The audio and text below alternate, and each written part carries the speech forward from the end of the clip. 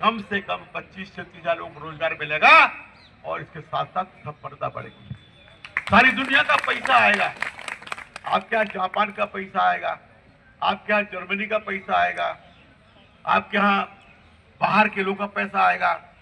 और पैसा अकेला नहीं आएगा, पैसे के साथ साथ और ये बड़ा काम हो जाएगा। कभी खजुराहो गए कि नहीं गए? आए गए थे? नहीं गए तो मार रहे गए थे। अच्छा तो मालूम कब हो? एक बड़ी मजेदार घटना हुई संजय कि खजुराहो में 6 लोग ऐसे थे जो वहां पे गाइड का काम करते थे और वहां पर विदेशी लोग आए, लड़के भी आए लड़कियां भी आई। तो हमारे बुंदेलखंड के 6 लोग विदेशों के दामाद बन गए। वो जो गाइड थे वो गाइड ने उनको समझाते समझाते इतना गाइड किया कि शादी हो गई। तो आज हमारे यहाँ बुंदेलखंड का जो गाइड है पर्यटन केंद्र का, वो रूस का दामाद, वो जर्मनी का दामाद, वो जापान का दामाद, वो इंग्लैंड का दामाद हो गया। तो अगर ये पर्यटन का चिन्ह हो जाए, चिन्हित हो जाए और पर्यटन पथ बन जाए तो अभी तो 6 बने हैं, कल 100-150 बनेंगे, दामाद बनेंगे। उसका तो हम लोग को क्यों नंबर आ जाए? तो इसलिए इसको बनाना जरूरी है। हम संजय सिंह से अनुरोध करेंगे कि अपनी बात कहें। संजय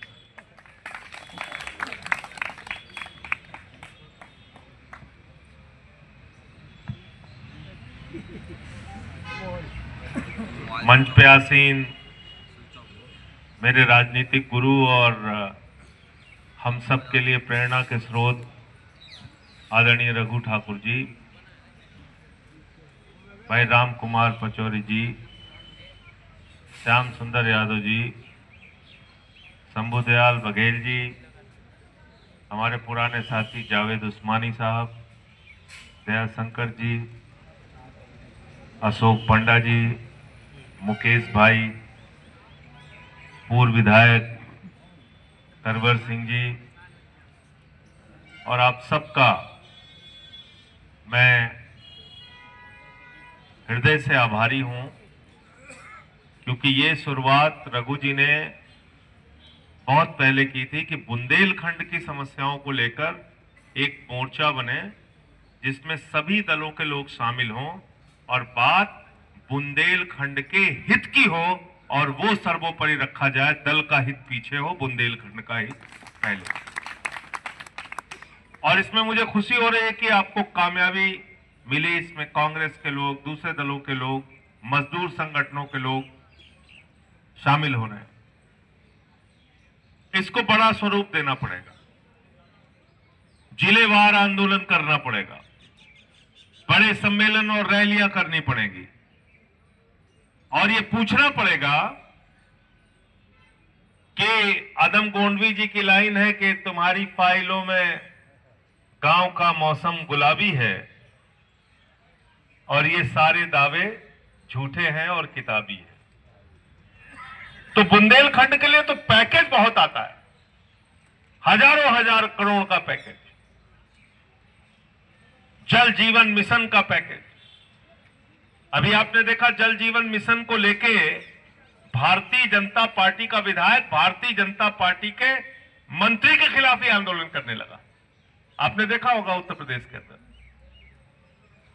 तो आज हालत यह हो गई है कि बुंदेलखंड को भ्रष्टाचार का गढ़ बना दिया गया है। योजनाओं के नाम पे पैसा लाओ और उस पैसे में बंदर बांट करो।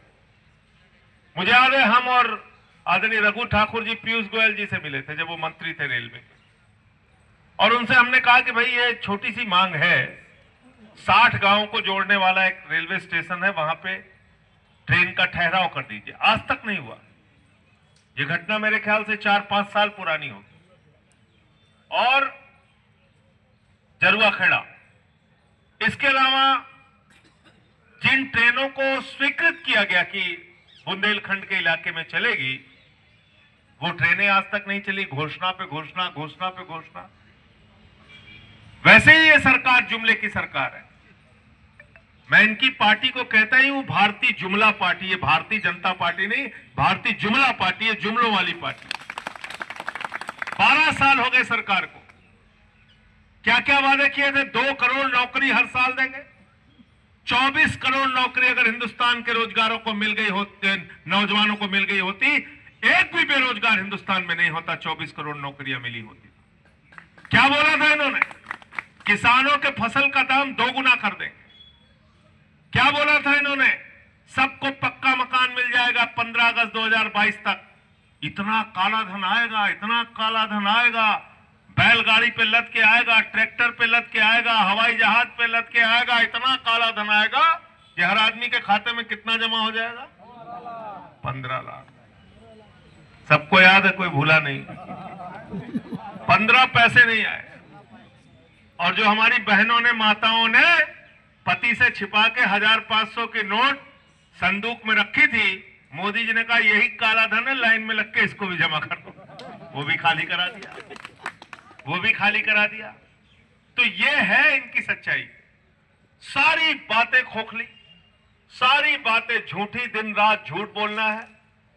और एक बात मैं आपको बता दूं, इस देश के लोगों का मानस ऐसा इन लोगों ने बिगाड़ दिया, खराब किया है कि अभी तो आप मांग कर रहे हैं स्वर्गीय हरि सिंह जी के लिए कि उनको भारत रत्न दिया जाए, क्योंकि उन्होंने विश्वविद्यालय की स्थापना की।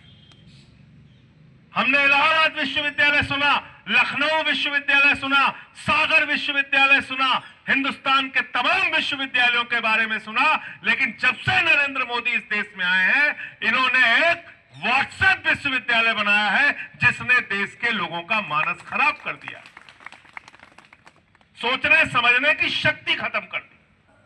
और ऐसा ऐसा ज्ञान आता है उस व्हाट्सएप विद्यालय में कि आप सुन के हैरान हो जाएंगे। सिकंदर जब बिहार में आया था, बिहारियों ने मार के भगाया था। बिहारियों ने कहा भैया कभी सिकंदर बिहार नहीं आया, आया ही नहीं। कहने लगे नाली के गैस से चाय बना लो। संत कबीर, गोरखनाथ बाबा और गुरु नानक देव जी एक साथ मीटिंग करते थे। लोगों ने कहा मोदी जी इनके जीवन काल में 100 साल का अंतर है। इतना बड़ा झूठ बोलते हैं। उस व्हाट्सएप विद्यालय के जरिए इस देश के लोगों को नफरत की फैक्ट्री में झोंकने का काम नरेंद्र मोदी जी ने और भारतीय जनता पार्टी ने किया है। इस नफरत की फैक्ट्री को पहले बंद करना पड़ेगा। इस नफरत फैलाने वाली ताकत पे पहले ताला लगाना पड़ेगा। और जिस दिन इन नफरतियों के ऊपर आप ताला लगा देंगे, याद रखना आप निकलोगे अपने घरों से रोजगार के लिए, स्कूल के लिए, अस्पताल के लिए, आप निकलोगे बुंदेलखंड के विकास के लिए। और बुंदेलखंड की लड़ाई को सड़क से लेकर संसद तक लड़ने का काम हम सब लोग मिलकर करेंगे, ये मैं आपको यकीन दिलाना चाहता हूं। लेकिन अभी तो आपके सोचने समझने की शक्ति खत्म कर दी गई। आपको सोचना ही नहीं अपने बारे में। सुबह सुबह एक आपको कोई मसाला छोड़ देते हैं, हिंदू मुसलमान उसी में उलझा कर रखा है। मैं तो पूछना चाहता हूं इस देश के लोगों से, अगर देश में शिक्षा बढ़ेगी तो सबसे ज्यादा नुकसान किसका है? हिंदुओं का है कि मुसलमानों का है? जरा सोच लेना। इस देश में अगर अस्पतालों के अंदर मोमबत्ती में ऑपरेशन हो रहा है तो सोच लेना सबसे ज्यादा नुकसान किसका है? हिंदू का है कि मुसलमान का? सोच लेना अगर इस देश में महंगाई की आग बढ़ेगी तो कौन इस महंगाई से सबसे ज्यादा प्रभावित होगा? हिंदू होगा या मुसलमान होगा? अगर बेरोजगारी इस देश के अंदर सबसे ज्यादा बढ़ेगी तो कौन इससे ज्यादा सबसे ज्यादा प्रभावित होगा? हिंदू होगा या मुसलमान होगा? हिंदुओं की जेब काटते हो, हिंदुओं को बेरोजगार बनाते हो, हिंदुओं को अशिक्षित रखते हो, स्कूलों को बंद करते हो और हिंदू हिंदू होने का दावा करते हो, नारे लगाते हो। जिस हिंदू का खून न खौला, खून नहीं वो पानी है। मैं तो कह रहा हूं मेरा खून बहुत खौलता है जब मैं देखता हूं कि 20,000 करोड़ रुपए लूटकर नीरव मोदी विदेशों में बैठ के तुमको मुंह चिढ़ा रहा है। मेरा खून तो खौलता है, खून खोलता है। 10,000 सरकारी स्कूल उत्तर प्रदेश में बंद किया और पूरे हिंदुस्तान में याद रखिएगा 1 लाख सरकारी स्कूल बंद किए इन्होंने। अध्यक्ष जी 1 लाख सरकारी स्कूल, 1 लाख सरकारी स्कूल बंद किए इन्होंने पूरे देश के अंदर। किसी हिंदू का खून नहीं खोल रहा है, किसी बजरंग दली का, किसी आरएसएस वाले का खून नहीं खोल रहा है कि जहां गरीबों के बच्चे पढ़ते हैं वो 1 लाख सरकारी स्कूल आपने बंद कर दिए। देश में महंगाई बढ़ती चली जा रही है, किसी का खून नहीं खोलता इस बारे में। आप बताइए प्रति व्यक्ति आय क्या है हिंदुस्तान की? आप कहते हो भारत दुनिया की 4थी बड़ी अर्थव्यवस्था है, चौथी बड़ी अर्थव्यवस्था है, चौथी बड़ी अर्थव्यवस्था है। चौथी बड़ी अर्थव्यवस्था किसके लिए है? चौथी बड़ी अर्थव्यवस्था है अडानी के लिए, अंबानी के लिए, चंद पूंजीपतियों के लिए, जिनका 16 लाख करोड़ रुपए नरेंद्र मोदी जी की सरकार ने माफ किया है, उनके लिए चौथी बड़ी अर्थव्यवस्था है। लेकिन देश की अर्थव्यवस्था चौथी बड़ी है, लेकिन हिंदुस्तान के प्रति व्यक्ति की आय कितनी है? 142वें नंबर पे। 142वें नंबर पर हम प्रति व्यक्ति आय के मामले में खड़े हैं आज। यह हिंदुस्तान का विकास। ऐसे बनाओगे विकसित भारत? कहते हैं मोदी जी कि हम विकसित भारत बनाएंगे। कब तक बनाओगे? 2047 तक बनाएंगे। मैंने तो आपकी पार्लियामेंट में कहा, आपकी कह दो भैया 3047 तक बनाएंगे। शीतल जी यहां पर है। 1000 साल बाद कौन रहेगा, कौन पूछेगा? और 47 में मोदी जी की उम्र हो जाएगी 97 साल। आप जाओगे कह लोगे मोदी जी विकसित भारत नहीं बोले 97 साल के बुढ़े को परेशान करने आ गए। तो 97 साल के बुढ़े को तो ये ऐसा सब्ज बाग दिखाते हैं। इनके सब्ज बाग से बचिए, इनके झूठे वादों से बचिए। देश की सच्चाई को समझने का काम कीजिए। किस हालत में आज देश को पहुंचा दिया। अमेरिका के साथ ट्रेड डील की, अमेरिका के साथ भारत ने ट्रेड डील की, और मैं आज इस जंतर मंतर पे कहना चाहता हूं वो ट्रेड डील भारत के किसानों के डेथ वारंट पे साइन करने का काम नरेंद्र मोदी ने किया। इतना खतरनाक ट्रेड डील है, इतना खतरनाक ट्रेड डील है। क्या कह रहे करें, लड्डू बांटो, ट्रेड डील कर दिया। अरे व्यापार का समझौता हो गया, लड्डू बांटो, नाचो गाओ। हमने कहा किस बात के लिए? बोले नहीं नहीं हो गया बस। हमने कहा क्या? बोले बहुत बढ़िया हो गया। ऐसे ही किया था इन लोगों ने जब जीएसटी लेके आए थे। कह रहे थे 1 नेशन 1 टैक्स, एक देश में एक समान टैक्स होगा। और कार रात को 12 बजे सुनना सब लोग, 1 नेशन 1 टैक्स होगा, जीएसटी लगेगी। लता मंगेशकर का गाना सुनना और अमिताभ बच्चन को देखना और जश्न मनाओ देश के लोगों, जीएसटी आ रही है। बाद में पता चला 5% का टैक्स उठा के नरेंद्र मोदी ने 28% कर दिया और देश के लोगों से कहा जश्न मनाओ, जश्न मनाओ, जश्न मनाओ, जश्न मनाओ। ऐसा मूर्ख बना रखा है देश का। एक सभा में गया हमारे भारत का प्रधानमंत्री, भारत का प्रधानमंत्री कहता है भाइयों और बहनों बताओ, जिस गांव में शमशान है वहां कब्रिस्तान है, वहां शमशान होना चाहिए कि नहीं होना चाहिए? जनता कह रही होना चाहिए। कब्रिस्तान है तो शमशान होना चाहिए। प्रधानमंत्री ये नहीं कहता जिस गांव में स्कूल नहीं है स्कूल होना चाहिए, अस्पताल नहीं है अस्पताल होना चाहिए, सड़कें नहीं है सड़कें होना चाहिए, पानी नहीं है पानी होना चाहिए। वो कहता है कब्रिस्तान है तो शमशान होना चाहिए।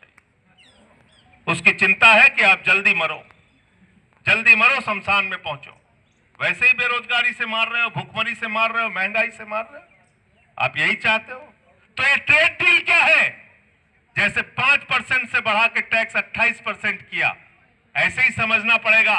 पहले अमेरिका से भारत में जो सामान आता था उस पर टैक्स ज्यादा लगता था, 23%, किसी पे 25%, किसी पे 29%।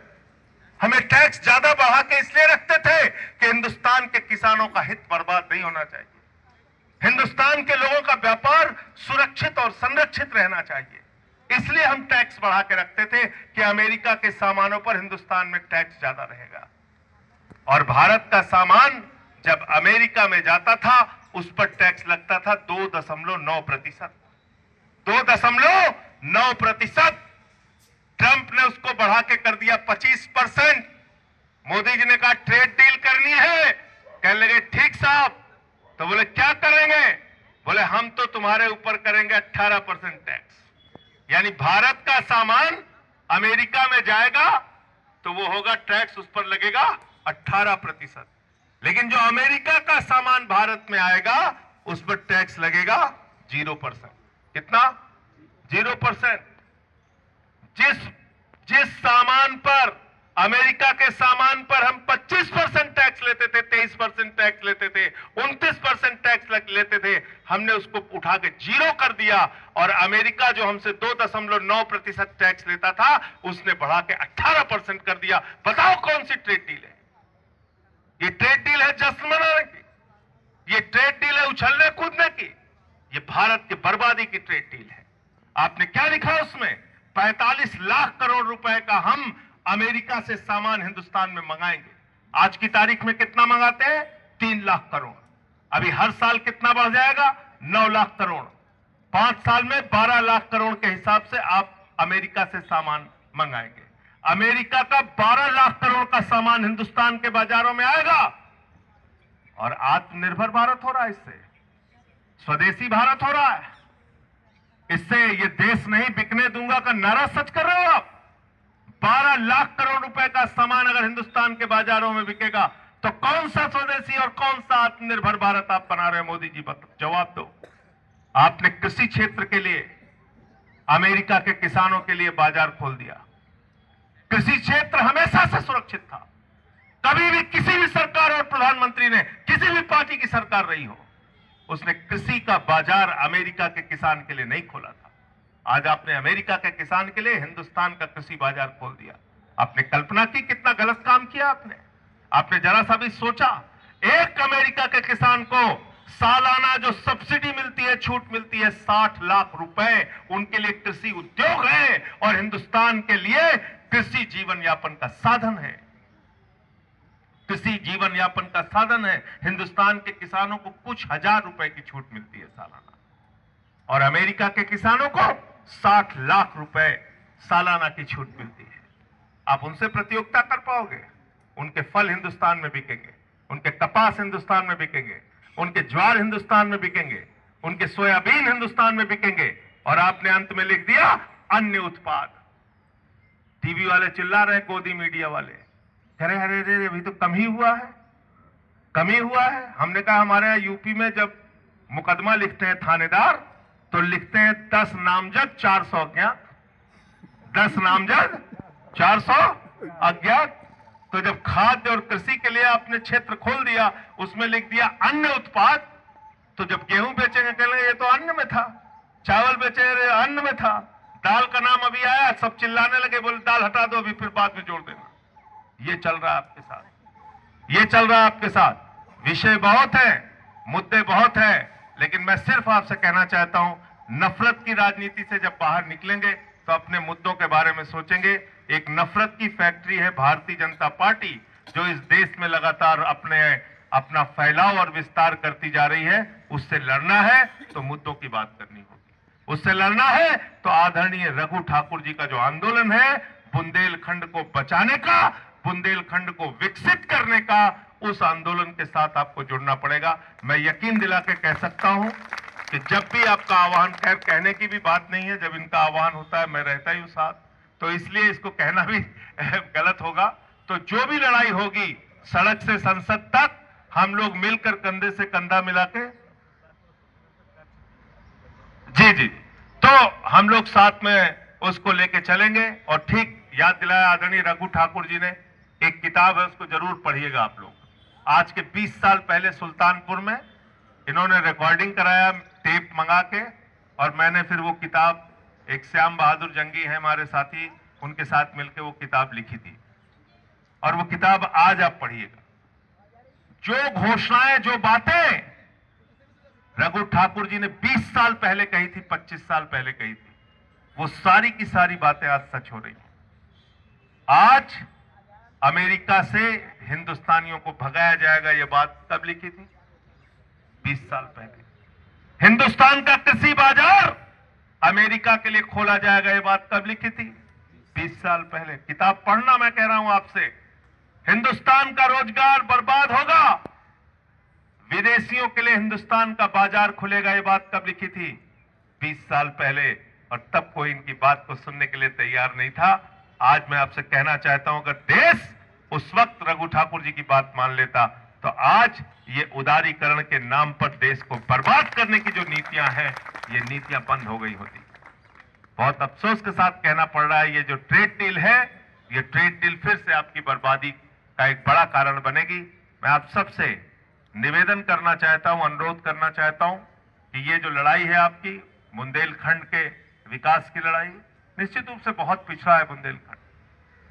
हमने कई टीवी चैनल पर अभी पिछले दिनों ने आज तक ने एक कार्यक्रम किया था, कई किलोमीटर तक देखिए पानी लेने के लिए लोग जाते हैं, पानी लेने के लिए लोग जाते हैं, गंदा पानी पीने के लिए मजबूर हैं। ऐसे तमाम दृश्य आते हैं। बुंदेलखंड को आज किस हालत में इन लोगों ने पहुंचा दिया। योजनाएं आती हैं, पैसे आते हैं, खाली वो पैसे सही ढंग से लग जाए जमीन पे तो भी कुछ भला हो सकता है। आज पलायन जो लोगों का हो रहा है रोजगार के नाम पे, ऐसे तमाम मुद्दे हैं, इसको हम लोग मिलकर आगे उठाएंगे। जी तो ये एक फिल्म में वो कादर खान कहता है कि मंत्री जी अगर सूखे के इलाके में जाए तो ये बोलना है और बाढ़ के इलाके में जाए तो ये बोलना है। वो फिल्म आप लोगों ने देखी होगी। तो इस देश की हालत वही हो गई है। तो सूखा और बाढ़ दोनों कमाई का जरिया है, नोट कमाई का जरिया है। इसके बारे में भी रघु जी ने एक सम्मेलन किया था बहुत पहले। तो मैं ये समझता हूं कि ये जो मुद्दा है बहुत आपके जीवन से जुड़ा हुआ है और एक बड़ी लड़ाई का मुद्दा है। इस लड़ाई को हम लोग बुंदेलखंड के जिलों जिलों में लेके पहुंचे और ज्यादा तादाद में इसको और बड़ा करते हुए सरकार को जगाने का काम करें और अपना हक हम सरकार से छीनने का, लेने का काम करें। जय हिंद, इंकलाब जिंदाबाद।